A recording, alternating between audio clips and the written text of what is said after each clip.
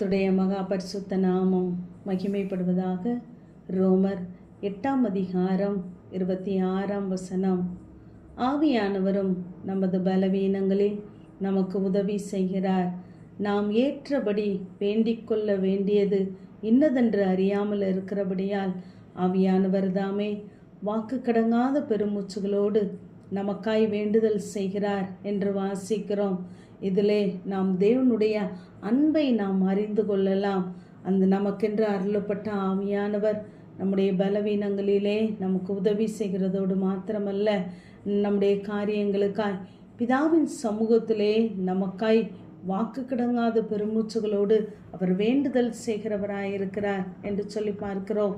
அநேக நேரங்களிலே நம்முடைய சூழ்நிலைகளின் நிமித்தம் எப்படி ஜெபிப்பதென்று நாம் தெரியாமல் இருக்கலாம். ஆனால் தேவ சமூகத்திலே நாம் சொல்லுகிற ஒவ்வொரு வார்த்தைகளும், நாம் வடிக்கிற கண்ணீர்களும் தேவன் கிரியையாகவே பார்க்கிறார். அவைகளை நமக்கு மத்தியஸ்தராக இருந்து வாக்கு கடங்காத இந்த பெருமூச்சோடு கூட நமக்காய் பிதாவின் சமூகத்திலே அவர் வேண்டுதல் செய்கிறவராயிருக்கிறார். தேவ அன்பு நமக்காக எதையும் செய்ய போதுமானதாக இருக்கிறது.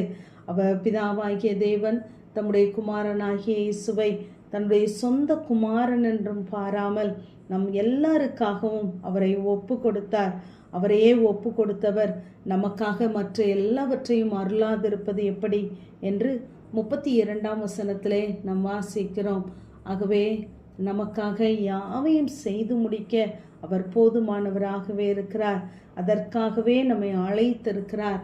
நமக்காய் வேண்டுதல் செய்கிற தேவன் நம்மை எப்படி நடத்த வேண்டும் என்று அந்த ஆவியானவருக்கு தெரியும்.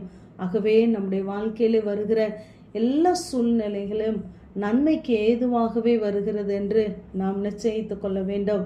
அவருடைய தீர்மானத்தின்படியே நாம் அழைக்கப்பட்டு இருப்போமானால், நாம் தேவனிடத்தில் அன்பு கூறுவோமானால், நமக்கு நடைபெறுகிற எல்லாம் நன்மைக்கு ஏதுவாகவே நடக்கும் என்று 28 வாசிக்கிறோம். தேவன் நம்மை அழைத்திருக்கிறார், முன்குறித்திருக்கிறார்.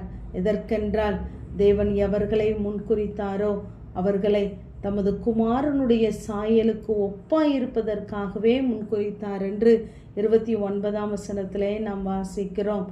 நாம் பாவிகளாய், சத்துருக்களாய், தூரமானவர்களாய், அந்நியர்களாய் இருந்தோம். ஆனால் தேவன் நம்மை முன்குறித்து அழைத்து தன்னுடைய குமாரனை எப்படி பார்க்க விரும்பினாரோ அதே சாயலோடு கூட நம்மையும் பார்க்க அவர் விரும்புகிறார். அதற்காகவே அவர் முன்குறித்திருக்கிறார் என்று சொல்லி பார்க்கிறோம். தேவ அன்பை நாம் உண்மையாய் புரிந்து கொள்ளுகிறவர்களாய் இருக்க வேண்டும். அவர் நமக்காக சாபமானார் என்று கலாத்தியர் 3:13 வாசிக்கிறோம்.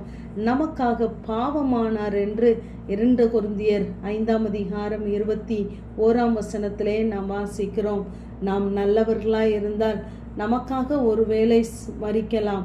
ஆனால் நாம் பாவிகளாய் இருக்கும் பொழுதே கிறிஸ்து நமக்காக மரித்ததினால் தேவன் நம்மேல் வைத்த அன்பை விளங்க பண்ணுகிறார் என்று ரோமர் 5:8 நாம் வாசிக்கிறோம்.